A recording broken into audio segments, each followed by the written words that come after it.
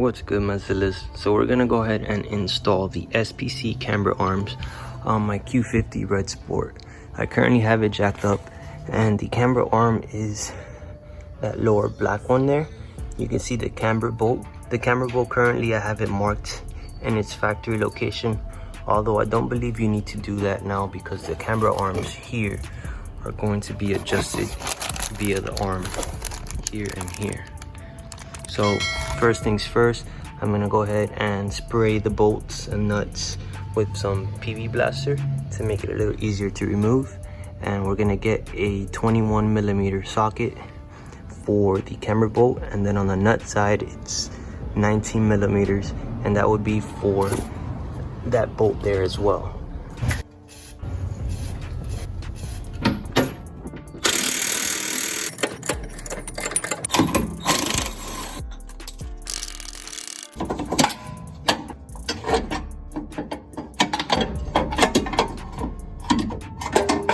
Here is the OEM camber arm besides the SPC camber arm.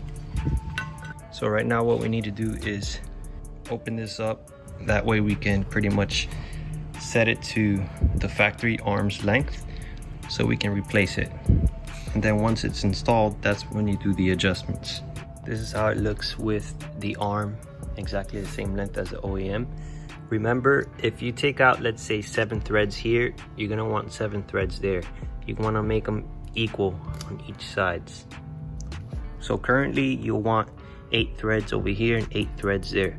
That's what I found to be exactly as OEM.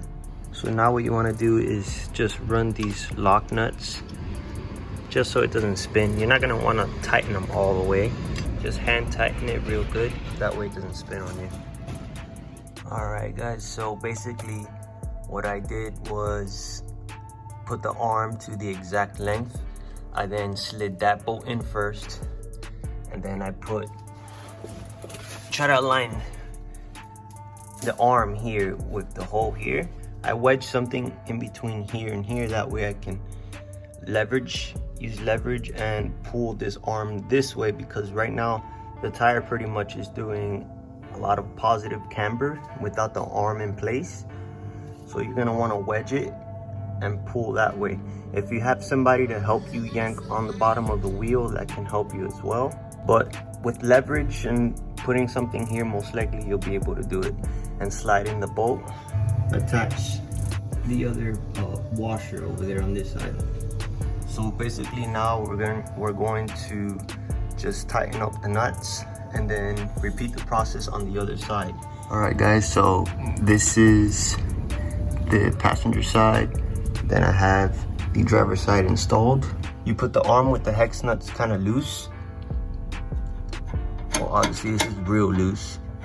I was just counting the threads, but you put it, hand tight. And then once you tighten these bolts, remember, you tighten and loosen them from the back on the nuts. That's a 19mm in the back, 19mm in the back here, 21 for the forward side just to hold it.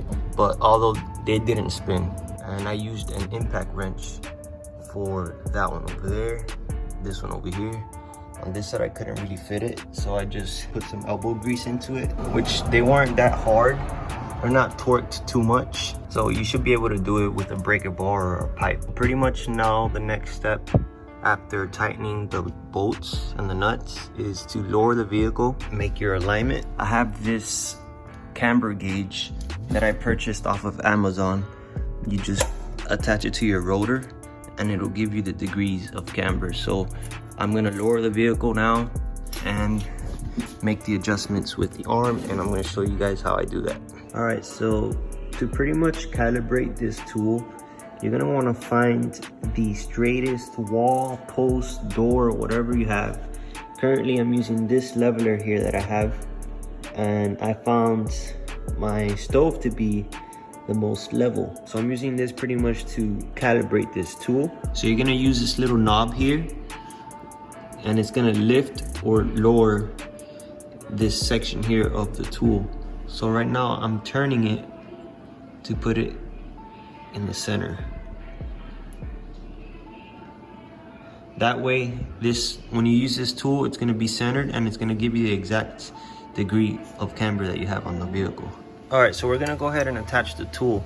Make sure that the back of the tool, there's no debris on it. And as well over here, make sure that the rotor is completely flat, because if it's not and it has a little lip here, and if you place it too much on this side, it's gonna give you a pretty bad reading.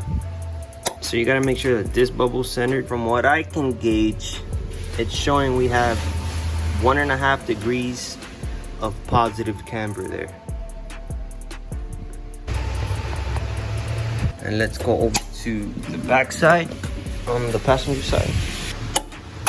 And on the passenger side, it shows that we have about 1 degree. So let's go ahead and make some corrections. These nuts are gonna be loose. Since we have positive, we're gonna want to extend the bar a little bit. So pretty much when you have your desired specifications for your alignment or your camber, you're gonna want to tighten the lock nut.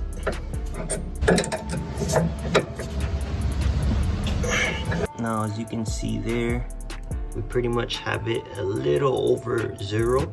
Factory specs calls out for, I believe, 1.5. I'm not quite sure. I'll post it up on the screen when I find out.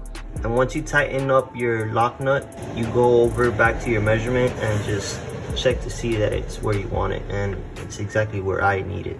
Just for reference, you know, my car's on super downs and this is the front. So I'm gonna show you how much negative degree the super downs provide. Natural negative camber there is after you go super downs.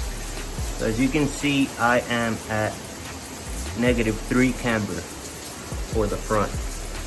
If you found this video informative on how to install your SPC camber arms and how to align your own camber, make sure to always hit that like button. 97% of my viewers are non-subscribers, so if you are new here, consider subscribing for more videos like this, and I'll catch you guys on the next one. Peace, Zillas.